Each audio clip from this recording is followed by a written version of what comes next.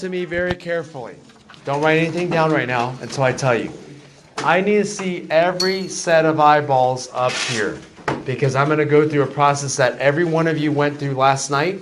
Some went through it very well. Some of you struggled, and some did not know what you were doing. So I'm going to go through it again, and it's starting with, I'm going to go through this whole process with you right now, and you need to be watching it. Some of you, in the middle of it, I'm going to see your eyes go like this. And then I'm going to call you out and tell you to look up back on the board. So I'm trying to help you out. Okay, all the homework, you can leave it there. Emma Grace, I'll pick it up. The problem is ax squared plus bx plus c equals 0. So what's hard about this problem is that it has, really the only two numbers are 2 and 4 scattered around this process. Everything else is a variable. That's tough. So please pay attention. Is that in standard form? Yes. Yes. Do you remember that I want the lead coefficient of x squared to be 1? So that's why I divided this by a, but what do I have to divide everything else by? A. So I divided everything by a, and this is what I was left with. X squared plus b over ax plus c over a, and I could have technically put equals 0, right? Because what's 0 divided by a? 0. Okay. But do you remember then I have to get rid of that constant? So if you're adding c over a, then you should subtract it from both sides. You guys remember that? And then I need to do this because I had to do it with the other class. I'm left with x squared plus b over ax plus blank. Remember, I had to find that blank. Equals negative c over a. I'm left right here.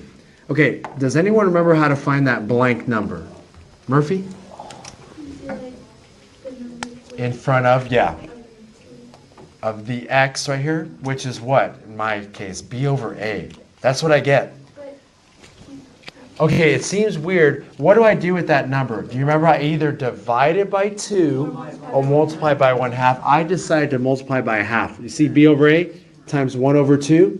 What does that give me? b over 2a. That's in the parentheses. And then what do I do with that number? Square it. And that gives me b squared over 4a squared. But when I add to one side, I have to add to the other. Okay. Now, do you guys notice that this is hard to follow, but I'm going through the same process you should have gotten hopefully many times. Yeah? Okay, how do you know when to multiply it by 2 or Someone answer by that. 2? Divide by 2 or multiply by half. When do you do it? Yep. It's probably easier to multiply by half if you have a fraction. If you have a fraction, multiply by half. If you just had like a number, 10, I'd divide it by 2. So that's how you know. And they're the same thing. So you can always multiply by a fraction or always divide by 2, and it still comes out. But then I have to factor this right here. Some of you are still not paying attention. Okay, I want to factor this out. So I get x plus something squared. What's that something? How did I know that it's b over 2a? It's right in the parentheses, and I've told you that that's where that number comes from. So hopefully you know it. But then I have to add these two together. So what do I need when I'm adding two fractions? I need a common denominator. Does anyone know what the common denominator between a and 4a squared is? It's 4a squared. So I technically had to multiply the numerator and denominator by 4a. What's negative c times 4a? Negative 4ac. What's 4a times a? 4a squared. So now I can add these two together because I have a common denominator. Okay, so watch. If you follow me up to this point, this is tough right here, but it does get a little bit tougher. So stay with the eyeballs here. Yep, stay with me. Good. Then when I add these two together, I'm going to do something up here that hopefully doesn't confuse you. I'm just erasing that next step. I wrote it as b squared minus 4ac. Tell me how I did that. I just flipped the terms around because it's easier to work with in the quadratic something. Okay, I put b squared minus 4ac over the common denominator, which was 4a squared. Stay with me, you two. All right, so what I do is I have to do what to both sides to get rid of this squaring? Square root. I have to square root both sides. Okay, what's all of this square rooted? X plus b over 2a. It really just got that canceled out. Right? That's all that happened. And then here, you could do the square root of the numerator, square root of the denominator. What's the square root of b squared minus 4ac? I I don't know. So I leave it square root of b squared minus 4ac. I'm not messing with that because I don't know it. But what is the square root of 4a squared? 2a. It's 2a, so I'm allowed to do that. And do you remember what I have to put? Plus or minus. Plus or minus. You can't just drop that out because I have two numbers represented here. Is x all by itself? I have to subtract what from both sides? B over 2a. And that gets me this. X equals negative b over 2a plus or minus the square root of b squared minus 4ac all over 2a. Which leaves you with the beginning of your notes. Take out your notes if you haven't already. Write this stuff down from here on out. You can ask questions in just a moment. Just start writing this down. Dun dun dun. Lesson 10-6. Completing the square leads us to what we call the quadratic formula. That's what it leaves us with. And once you write this down, I'll explain what you're writing down. Down here is a quadratic formula. This is the quadratic formula over here. And this is a formula that you must memorize. And because this is an Algebra 1 honors course, I want you to memorize this process in order to repeat it yourself. You need to be able to repeat this on your own. And don't worry, I gave you practice yesterday. Do you remember doing this? How many of you remember doing the process? Okay, it's tough when you just have variables, but don't worry, you have a week to figure it out. I'll go through it I'll go through it every day, basically. Okay, and then I come up with this quadratic formula. Look at my last step over there. Do you notice I have two fractions? This is the cool part, guys. I think this is awesome. You've already dealt with the quadratic formula, and I told you that. What's that? Negative b over 2a. No way, it's right there. What was it? What was that? Finding the axis of symmetry is right there. The axis of symmetry is in the quadratic formula. And today what we're going to look at is this little part right here. We're not even working with the quadratic formula completely. We will do that tomorrow. I'm just going to deal with this right here. And that is called the discriminant. Uh-oh. Touchy topic here. Sorry? Oh, tremendously easier, yes. But we will get back to complete the square because we got to get that process down. So it could be our test. Yeah, it is, but trust me, you're gonna agree with me. Just smart. When we get through it. Okay, if you have a quadratic equation in standard form, then I can use this formula right here to figure out what x is equal to. Okay, so listen, I'm going to read it to you twice. So just so you can get comfortable reading it, you're going to read it with me out loud twice, and then I'm going to call on different people to read it to me by themselves. First time I'm going to do it, negative b plus or minus the square root of b squared minus 4ac all over 2a. I'm going to do it again. Negative b plus or minus the square root of b squared minus 4ac all over 2a equals x. All right, ready guys? Say with me. Negative b plus or minus the square root of b squared minus 4ac all over 2a. One more time. Okay, equals x. Good. I love that part. Okay, yes, equals x. And then do it again out loud all together with confidence now because you know how to say it. Negative b plus or minus the square root of b squared minus 4ac all over 2a equals x. Okay, Alyssa, go ahead. Negative b plus or minus the square root of b squared minus 4ac all over 2a. Awesome. Mackenzie. Negative b plus or minus the square root of b squared minus 4ac all over 2a equals x. Ooh, good job. Wyatt. Negative b plus or minus the square root of b squared minus 4ac all over 2a equals x. Rachel. Negative b plus or minus the square root of b squared minus 4ac all over 2a equals x. Whoa, ouch. Oh, Rachel, someone paid attention. Caroline. Negative b plus or minus the square root of b squared minus 4ac all over 2a equals x. Girls, very good. Nick, time to represent the boys. Plus or minus the square root of b squared minus 4ac all over 2a minus or equals x. Sorry. Good, equals x. And thank you for the equals x part. How many of you can say it by yourselves without looking at it? Oh, look at you guys. All right, ready? Negative b, everyone, plus or minus The square root of b squared minus 4ac all over 2a equals x. Very nice. Okay, so listen, you don't have to have it memorized today, but do you realize that you could do it just by repeating it a few times? Okay, so if you don't memorize it, I'm sorry, but that's going to be on you. This formula right here is so important. I hate to make this confession, but I'm going to do it on air. On air. It's live now. No. It's radio. T. The quadratic formula is so helpful that I could have used it on last night's homework, the night before, the weekend, Thursday, Wednesday, Tuesday. Oh, wait, chapter 8. Wait, Mr. 8. All factoring problems would have been done with this. All of them. Wait, so Why we didn't basically we do it wasted like it. that? Oh no, because I totally forgot. And I was like, oh wait, the quadratic. Okay, here's why. You should be able to use that by the end of next week. But the reason we went through all these other processes is because I want you to know we don't just come up with stuff. We don't just. A lot of people think someone just came up with that. You know, I came up with that, or somebody else, because it wasn't me.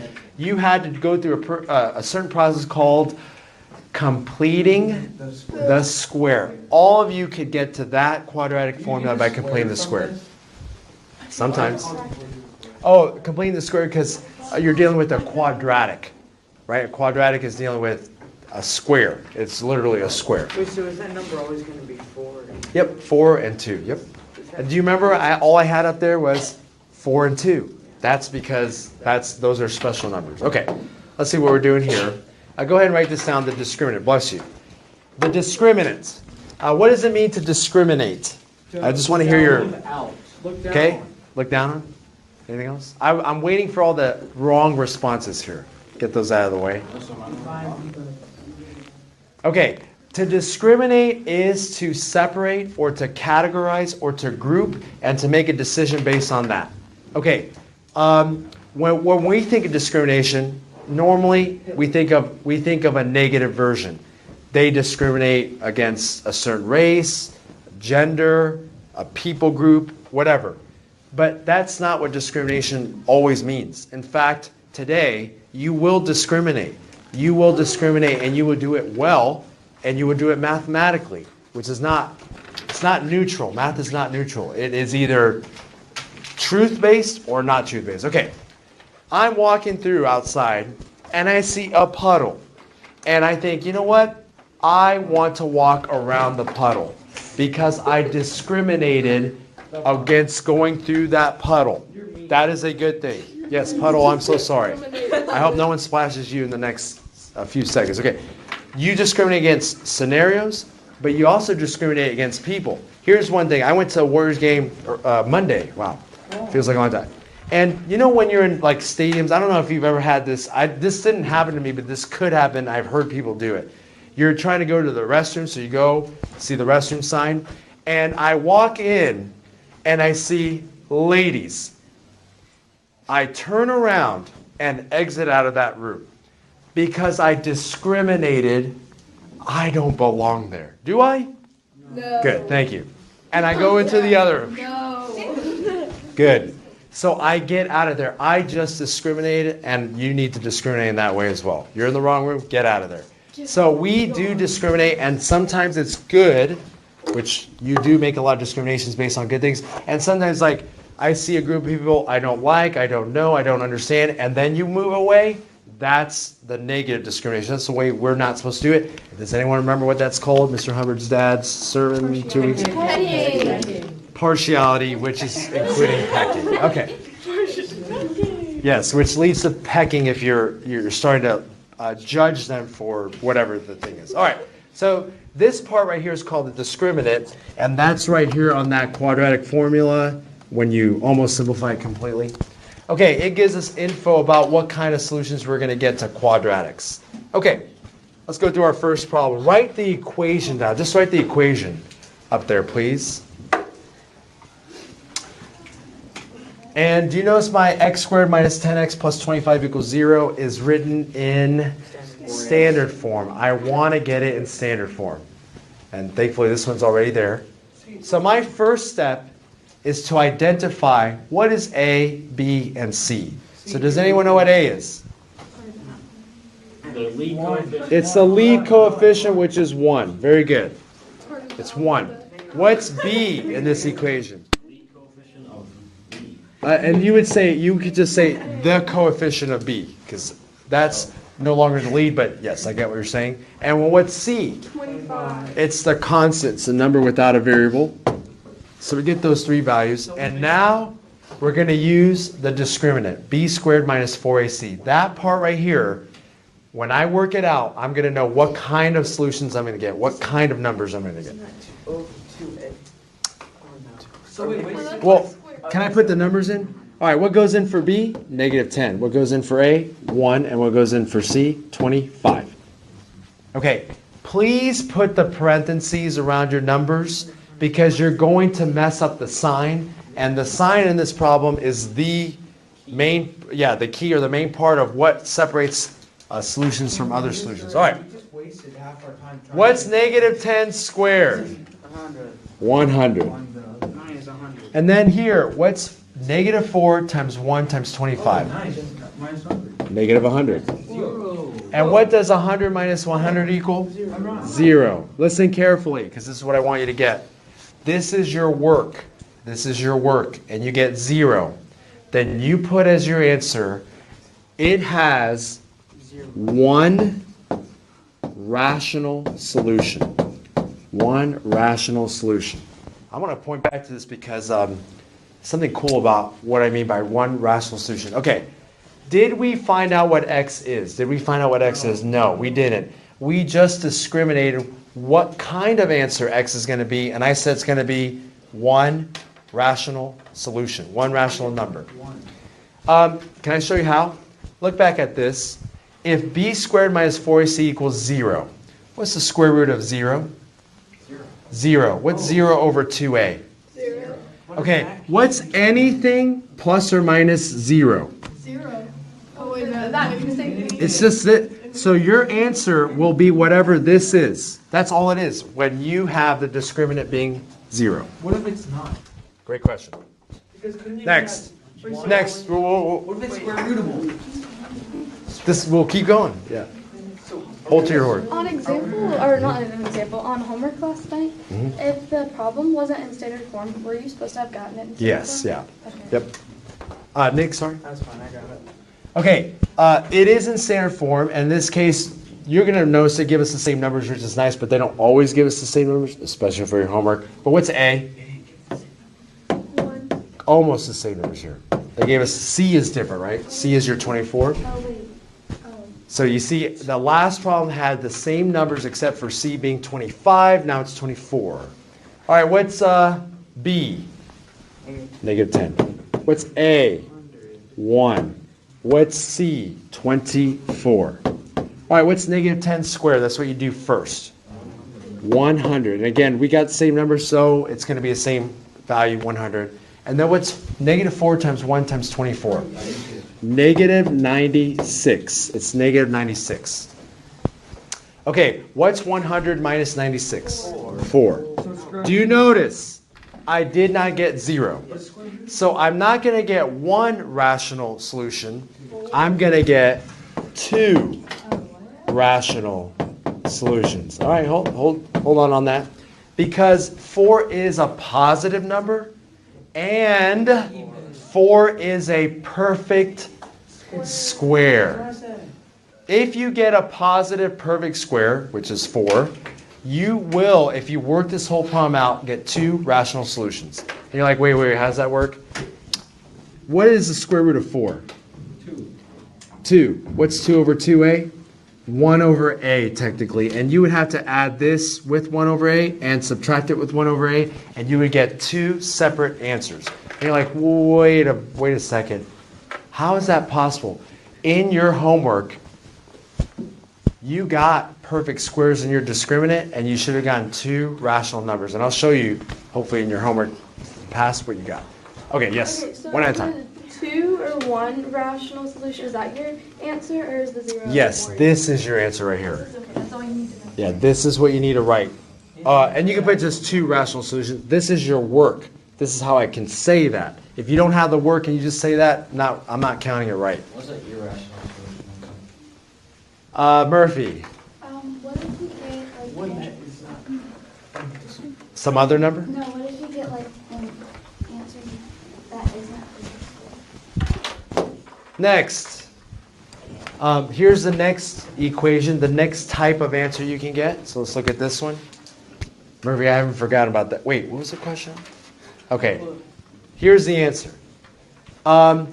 Different equation with just one number, really. So what's A? 1. B? -10. And C, in this case, is 20. Put in the numbers where they belong and simplify that discriminant.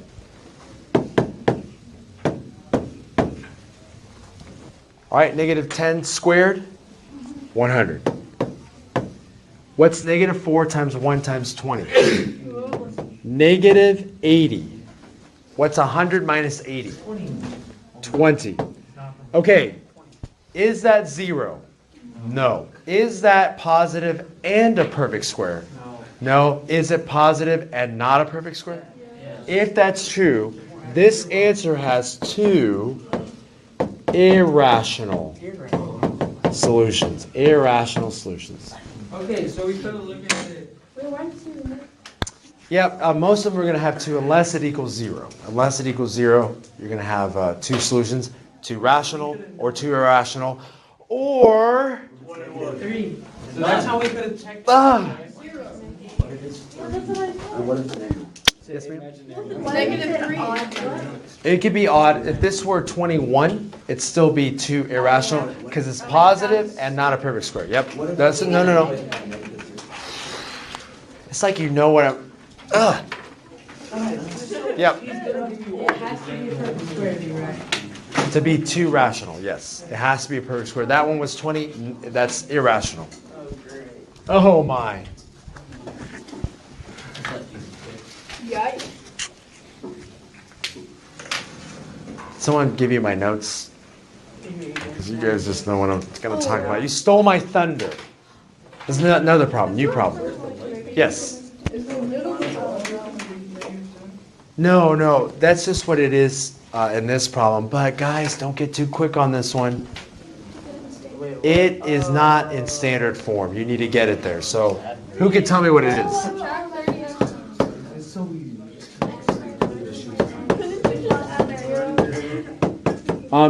I mean, you could add 0, but you got to get everything to one side. And now that's standard form. Now I have my numbers. Now I can put them in.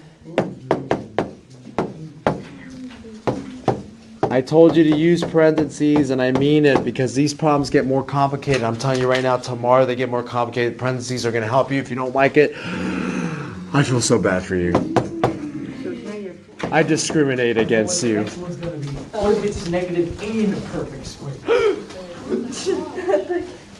Is that in my script? Oh, no. Okay. Okay, what's -10 squared? 100. What's -4 times 1 times 30? -120. What's 100 minus 120? Is -20. Okay. If it's negative, whether it's a perfect square or not, it has no real solutions. Uh-oh. So if it's both of those. Yeah, and okay, hold on. If this were -25, it would still be no real solutions. Basically, if this is negative, no real solutions, no matter what. Yeah, so, but you can have imaginary solutions, right? Yes. You can have fake solutions. No, they go, keep calling it Now, what would happen if you don't get real solutions? You would get they're imaginary solutions. Now, this is Algebra 1, so we don't talk about imaginary. Can you show us an imaginary number? Yes. Yes. 9 square root. Yeah, it's the square root of -9, which would end up being 3i. And I stands for Is that a lowercase or lowercase, which means that. What about 2 square rooted? It's weird, and we don't have time to go through that in algebra 1, algebra 2. You're gonna be dealing with that all the time. So my answer, listen, if I got a negative number, I don't care what kind of number it is, but it's negative, it has no real solutions. And you're like, wait, does that mean it has no solution? No. If I said no solution, I would have put no solution. But what does it mean? If they're not real, they have to be imaginary. Okay. Mr. A, this doesn't make sense. I don't like this. Okay, ready? On your homework, I'm looking at your homework right here. Do you guys remember when you got 2 answers that were, okay, do you know what rational means? I need to clarify that. It's any number that can be written as a fraction. So can 12 be written as a fraction? Yes, okay. On number 2, on the homework last night, you got 8 and -12. What kind of numbers are those? Rational. That's 2 rational numbers. You know what your discriminant was? It was a positive number. That's all it was. Yeah, no. See, this, I'm not looking at this right now. I'm just looking at the answers from homework. How many times did you get a square root answer in your homework? Does anyone remember? I think you got it twice. You got the square root of 3 and you got the square root of 7. Do you remember that? If you got it right. That means that the discriminant was a positive number, not a perfect square. That's what it means when you got a positive discriminant that's not a perfect square. So you did deal with this, you just didn't know it, and that can help you check your work. Okay, here's the final screen that you need to write down. It is a cheat sheet for all the things we just talked about. Because I summarize it so that you can just look at that and say, all right, this is what I need to focus on. So summary, if the discriminant is ... Now that I'm focus on this part. If the discriminant is equal to 0, what do I put for my answer? 1 rational solution. It's one number.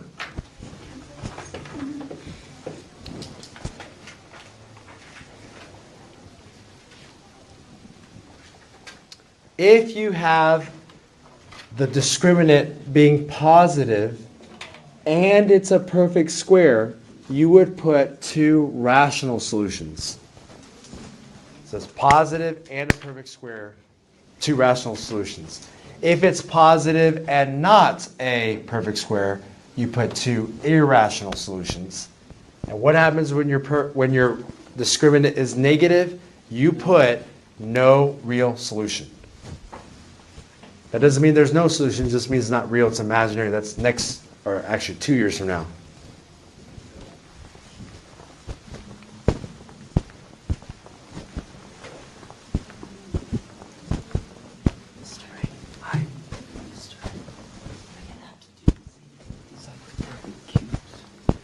No. This quadratic only is for quadratics. So any time you have the highest power being 2.